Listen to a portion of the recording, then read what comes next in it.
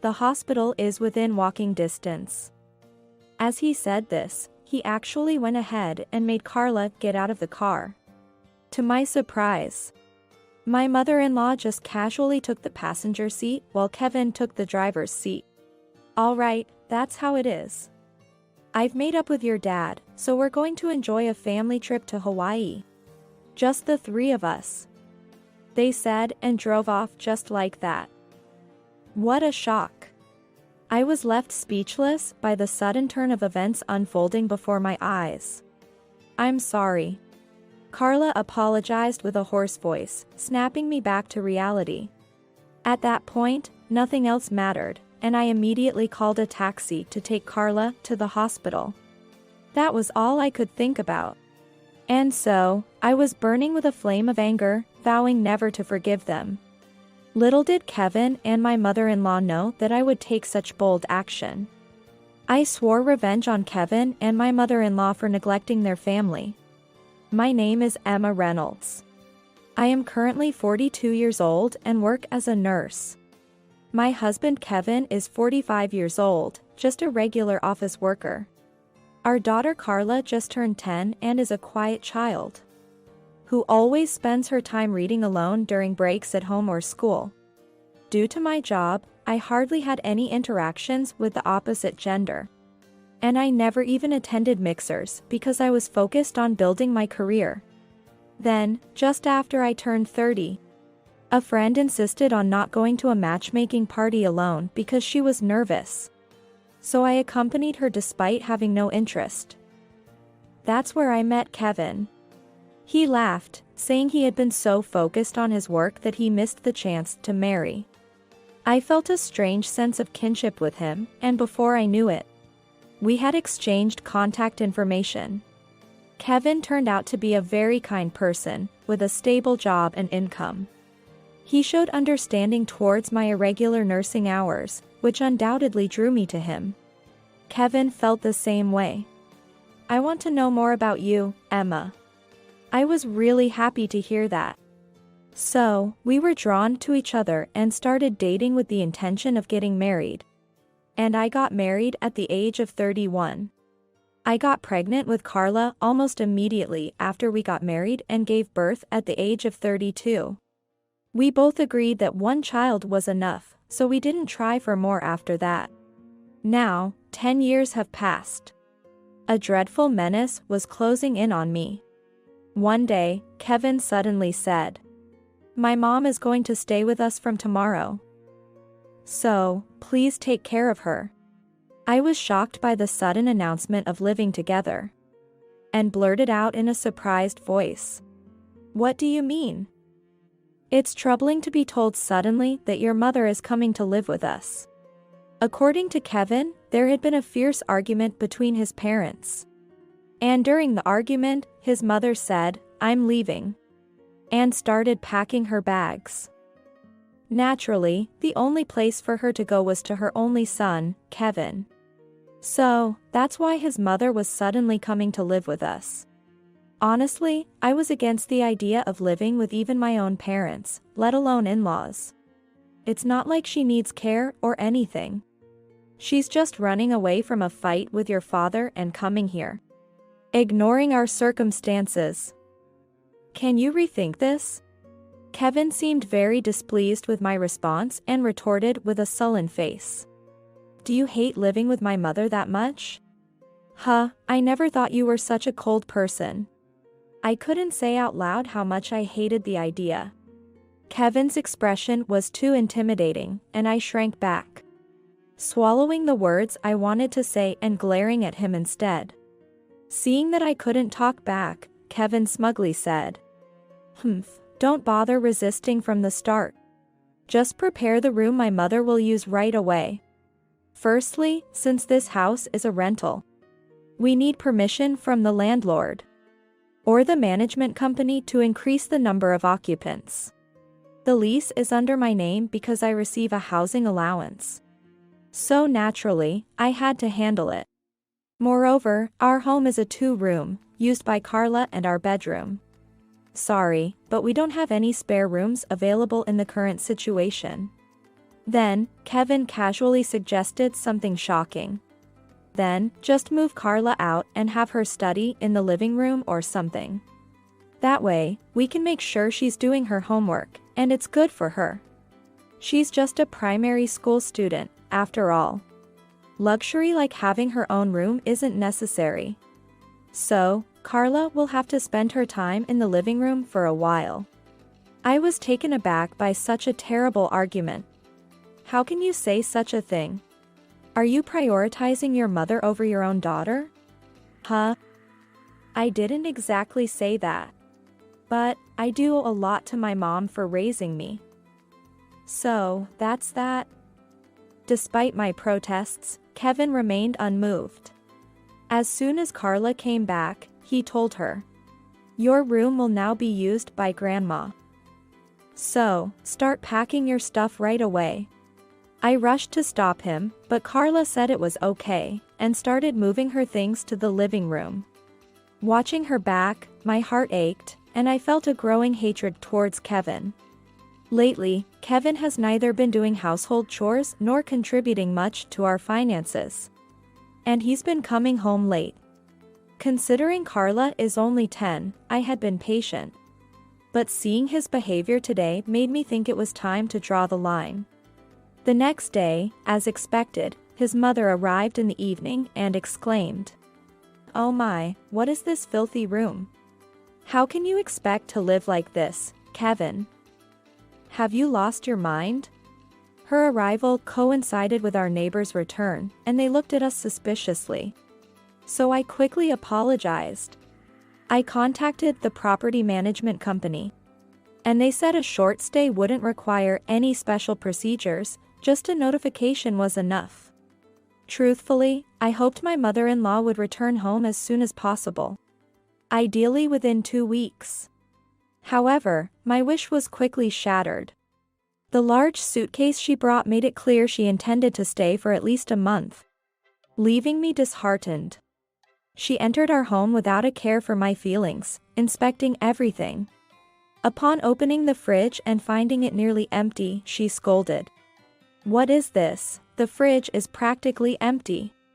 How do you expect Kevin and my granddaughter to get proper nutrition? Emma, you're really hopeless." I had planned to go shopping today. But her sudden arrival meant I had to clean up immediately after work, leaving no time for groceries. It seemed like ordering takeout was the only option. Lately, Kevin has preferred takeout over my cooking, complaining about it. So I've given up on trying to please him with homemade meals. "Shall we order something for dinner tonight, Mother?" I asked with the biggest smile I could muster, but she snapped at me again. "What? I won't allow takeout. A mother and wife who don't cook are worthless. Go shopping right now and prepare a main dish, 5 side dishes, soup, and dessert." After saying this, she threw a shopping bag and purse at me and slammed the door shut.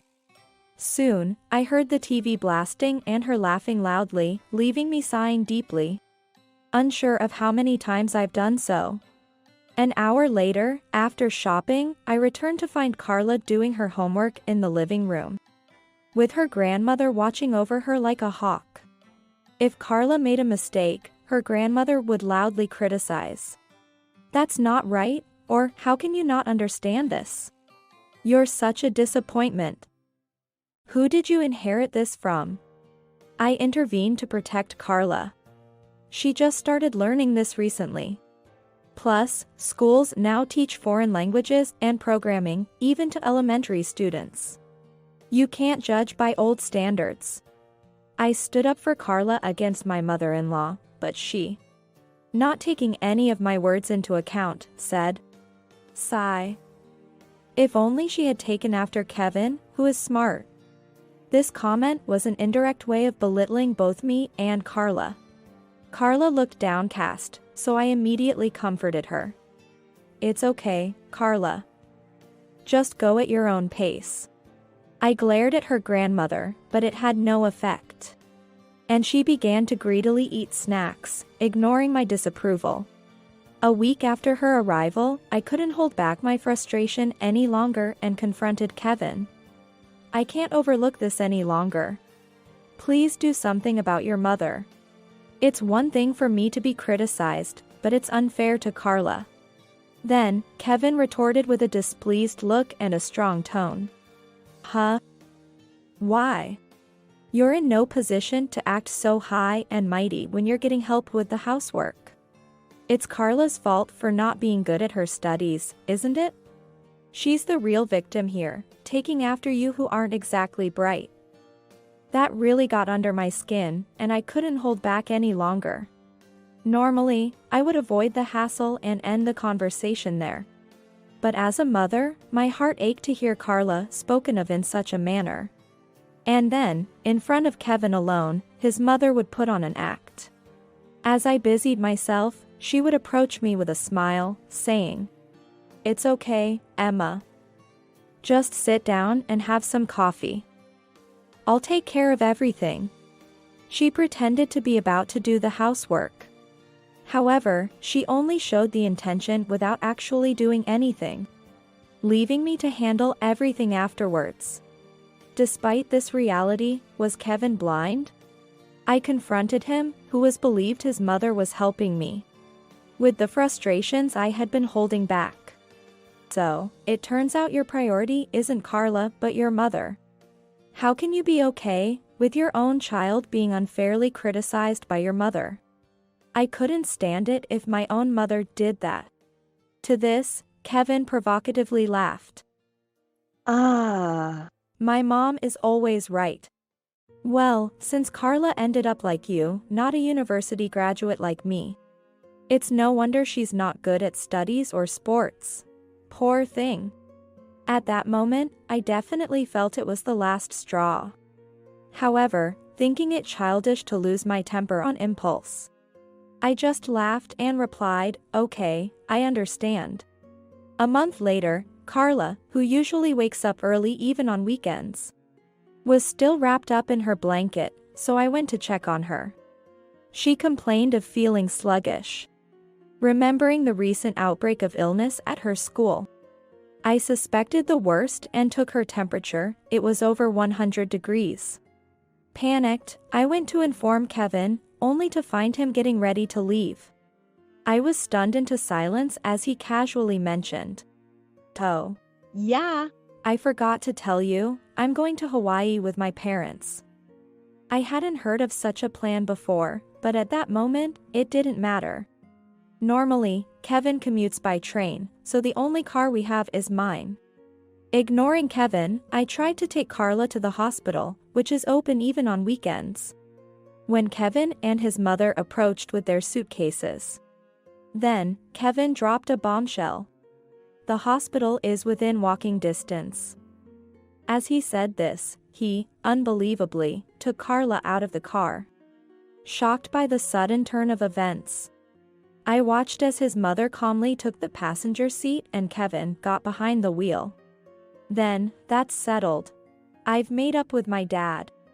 So we're going to enjoy a family trip to Hawaii for 3, he said, and they drove off. Stunned, I couldn't react until Carla, with a hoarse voice, apologized to me.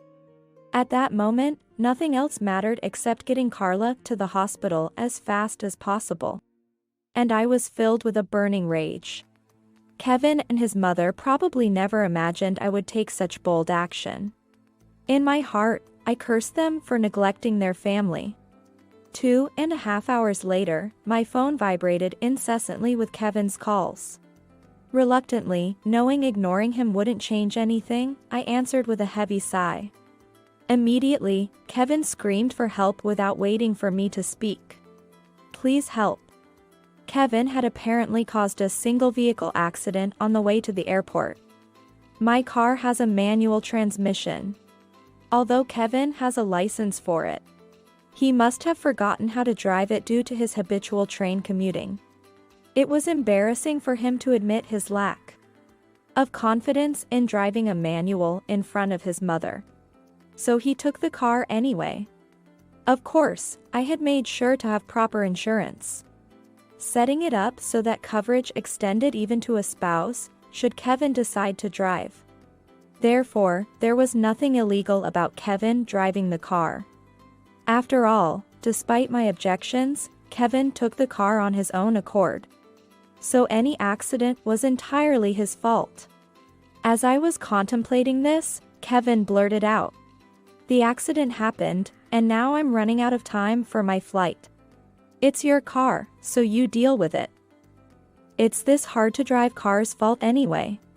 It guzzles gas like crazy, what's even good about this old junker?" He started to complain, but it sounded nothing more than the whining of a sore loser to me. Having reached a point where I couldn't care less, I responded with a smile curling on my lips. "So what? You knew my car was a manual, right?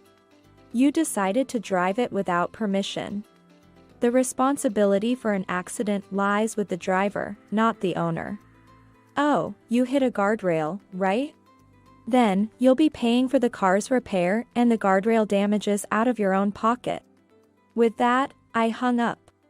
He continued to call, but I was in the hospital, where Carla was being evaluated for something other than the suspected epidemic. Having no interest in dealing with such selfish people, I ignored the phone calls. Then, the sound of an email notification rang out. Assuming they switched to messaging because I wasn't answering the phone, I checked my smartphone, only to furrow my brows at the sender's name. I thought perhaps my in-laws had also sided with Kevin. But while my mother-in-law sent desperate pleas for help, my father-in-law's message simply read, "What happened?" Intrigued, I decided to reply only to my father-in-law. And that's when a surprising truth came to light. I learned he had no idea about any trip to Hawaii and had been enjoying his day with friends. His wife had called him about the accident, demanding he pick them up but refusing to provide details beyond just come. He had initially thought it was a prank for attention until Kevin also reached out for help. It seemed he was worried that Carla and I might also be involved and sent the email out of concern. "Why did you respond only to me and not to the other two?" When I called my father-in-law to ask this, his reply was unexpected. "It's just a hunch. Besides, I'm currently separated from them. So just the thought of dealing with them based on recent events makes me not want to bother. Has my wife caused any trouble?" He was unaware that his wife was staying with us, and seemed to think she was just causing trouble due to her whims. I took a deep breath and slowly explained the situation. "Your wife is currently staying with us. Today, she said she was going on a family trip to Hawaii with you included, and they left." After sharing the ordeal, my father-in-law fell silent. After a long pause, he finally spoke in a voice lower than I had ever heard from him. "That's unacceptable." Hearing a voice from him that I had never heard before, so low it seemed to crawl along the ground, sent shivers down my spine. After finishing a brief conversation with my father-in-law about 30 minutes later, I was finally called in by the doctor to learn about Carla's condition. It appears Carla has acute gastroenteritis. I was told she would need to be hospitalized for a while. Relieved, I sighed deeply but was also overcome with guilt for the stress I had inadvertently caused Carla. We were fortunate to get a private room for her. "Carla, how are you feeling?" "We got a private room, so you can rest comfortably." I tried to sound as cheerful as possible when speaking to Carla, but she looked guilt-ridden and apologized. "I'm sorry. Because of me, Mom had to go through so much. Now I'll fall behind in my studies too. I'm so sorry, so sorry." I rushed to her side and hugged her gently, reassuring her. "Mom isn't raising you because you're good at studying, but because you're my precious child. Just be yourself, Carla." Later, my father-in-law called to say he had arrived at the hospital. Carla, who has always been close to her grandfather, was delighted. They started chatting happily about various things. including a painting contest Carla had won, which he had bragged about to his golf friends. Then, an unwelcome call came from Kevin and his mother. "Because you didn't help us, we missed our flight. It's as if the whole trip cost went down the drain since we can't cancel. You owe us for 3 people's travel expenses." My mother-in-law joined in, wailing about missing a chance to reconcile with her husband. I was outside the hospital when they called, and their voices were so loud that it sounded like they were on speakerphone. Then, my father-in-law, who had followed me, said nonchalantly, "Well, I wasn't invited to any Hawaii trip. There seems to be a third person involved, but who could it be? It's not Carla, Emma, or me. Who is it, I wonder?" The realization that my father-in-law was present took Kevin and his mother by surprise, making them uneasy. Why? Why is Dad with Emma? I could almost see Kevin's pale face through the phone. I pointed out that they had lied and that my father-in-law had seen through their deception. Hence why he contacted me directly. Then, my mother-in-law started to make excuses. "Well, it was a lie that we invited your father. This trip was just for the 2 of us. So, stop prying." It was as if she was begging to be doubted. To such an obvious lie from my mother-in-law, I managed to keep from laughing and retorted, No, what are you talking about? I just checked, and the reservation clearly states 3 people." At my words, the 2 fell silent, suddenly at a loss for words. Carla had told me that recently, while her grandmother was away, she had seen her snooping on my computer. Though she wasn't sure of the details, she mentioned that her grandmother had been searching for Hawaii trips. So, I logged into the travel booking site I use on a whim, searching for any clues, and there it was. My mother-in-law had booked for 3 people under my name without my knowledge. The payment had already been made with my credit card, which I realized after checking the statement.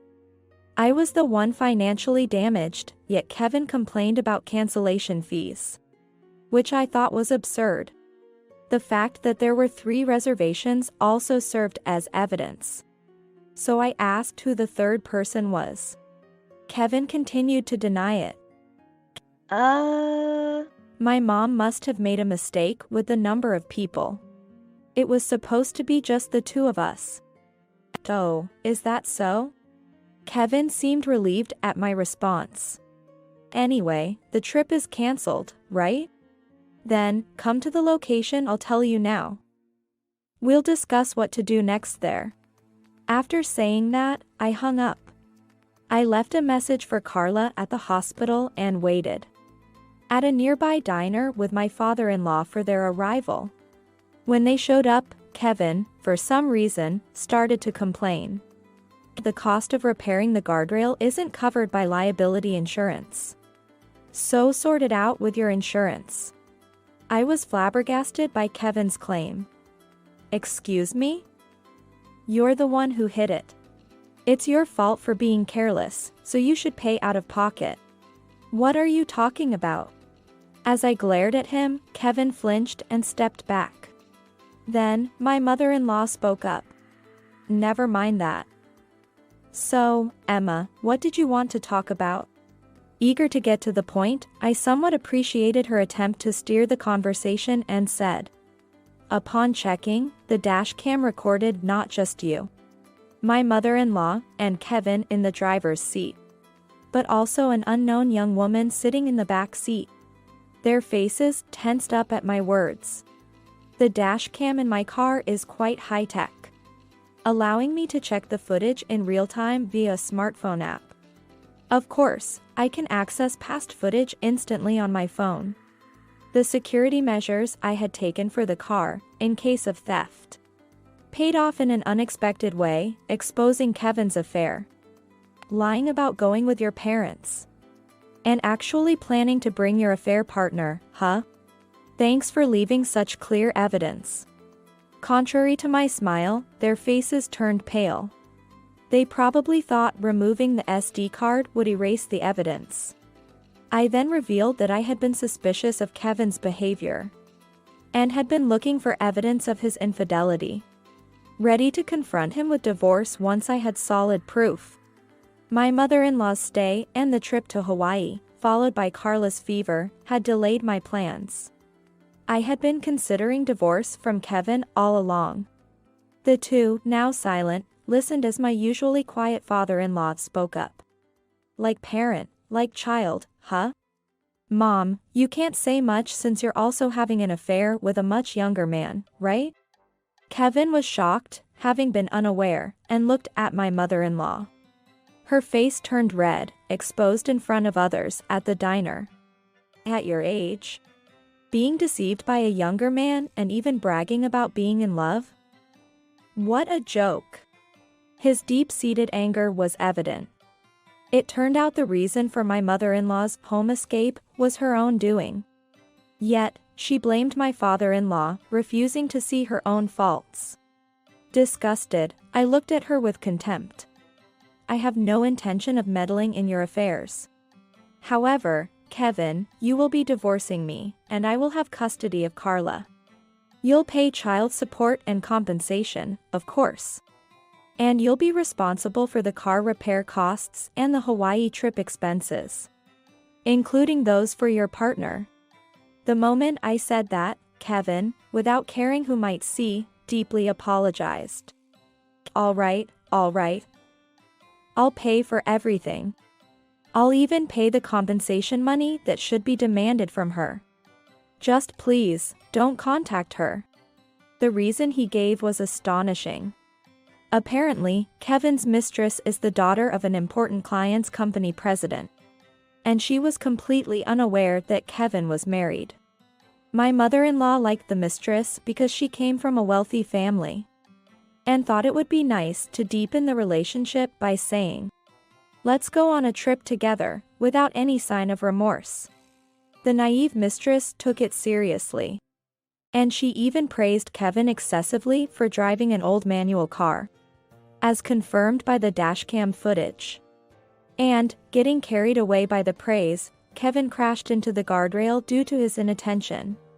My father-in-law and I exchanged looks, and couldn't help but smile wryly at such a ridiculous cause of the accident. They said they would handle the mistress themselves and just asked me to go back home for now, which led to my contacting them. If it comes out that I've been dating the president's daughter under false pretenses, I'm definitely getting fired. Please, I'll do everything you say. Just don't tell her about us. We are husband and wife, after all. Can't you show some consideration for her in the end? I've been a supportive husband, I deserve at least that much. To Kevin's demeanor, I responded with a smirk. All right. Then I'll make sure you listen to everything I say. And please don't bother me with those pitiful apologies or pleas for help any longer. I won't be listening, okay? As if I'd make such a lame plea. All right, it's settled then. And so, our marriage came to an end with me demanding a certain amount for child support, among other things, closing the chapter on our marriage. But the real drama was yet to unfold. What do you mean? She found out about the affair. Sometime after our divorce, Kevin called me, his voice filled with anguish. I realized I had forgotten to block his number. As I pondered why I ever married such a person, Kevin continued to rant. This is the worst. The president wants to apologize to you and is furious with me. You broke your promise not to tell her, so give me back the money now. Listening to Kevin's voice, I wondered how I ended up with him and decided to reveal the truth he hadn't expected. You know I'm a car enthusiast, right? And the president of that company. He runs an auto parts manufacturing company, doesn't he? Actually, I've been a regular customer there. I had to bring in the car you crashed for repairs. Then, coincidentally, his daughter, your mistress, saw the car and screamed, exposing everything. Get it? I didn't break any promise. Realizing the situation, Kevin groaned. His mistress was nobly working as an apprentice auto mechanic at her father's company. And to her shock, her boyfriend's car was brought in by an unknown woman for repairs. I simply explained the situation. My ex-husband crashed into a guardrail. And since the car is in my name, I brought it in for repairs. Upon understanding the whole situation, the mistress explained everything to her father, leading to my company being informed. The mistress's father was furious, questioning the upbringing that led his daughter to be involved with a married man. So, I'm going to lose everything. Kicked out of my home, broke, disowned by my father, and left with my burdensome mom. And now I'm losing my job too. His complaints were the result of his own actions. If you had lived decently, none of this would have happened. It's all because of what you've done. Take care, and don't ever contact me again. After expressing my final thoughts, I ended the call and made sure to block Kevin, severing any remaining ties with him. Later, when my car was repaired, I reluctantly learned about Kevin's fate. As expected, he was fired. Not just for the scandal, but also because it was revealed he had been embezzling company funds.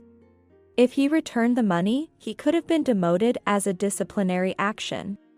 But Kevin, having already borrowed a large sum to pay me, had no such luxury. Thus, he ended up leaving the company without much ado. My mother-in-law continued to depend entirely on Kevin. Given her age in her 60s, it wasn't feasible to force her to work. And without any money, they had no choice but to take care of each other at home. Now, they're living in a cramped one-room apartment with a rent of $200. Barely scraping by together. After the divorce, the parents also split. And his mother agreed to his father's condition of not demanding compensation in exchange for not dividing any property. As a result, their life became extremely impoverished. Kevin, who had been trying to save money by eating bread and beans every day, couldn't take it anymore, and his mother ended up ordering luxury Italian for delivery, which led to a big fuss and police intervention. Eventually, his mother had to start working, taking up a part-time job at a convenience store a few days a week. It's sad that she has to work at her age, but in her case, it's a clear result of her own actions, so no one sympathized with her. On my end, life has been as usual even after divorcing Kevin, since I was already covering most of the living expenses. And Carla and I continue to live in our home. There hasn't been any change in our living situation. Interestingly, Carla's grades have improved slightly since being freed from Kevin's nagging about her studies. Especially as she approached middle school, her art grades were excellent, and she expressed a desire to pursue a career in the arts. As a parent, I simply respect my child's choices. Even if it's a thorny path, as long as it doesn't lead her astray, I'm happy to let her follow her heart. Look, I came first in the contest again. That's my girl. You truly have a talent for art. Carla visits her grandfather in the facility, continuing to update him like this. Though he's no longer my father-in-law by law, we still keep in touch through Carla. I'm grateful to him for believing in me rather than his son or wife. I hope he lives a long and healthy life.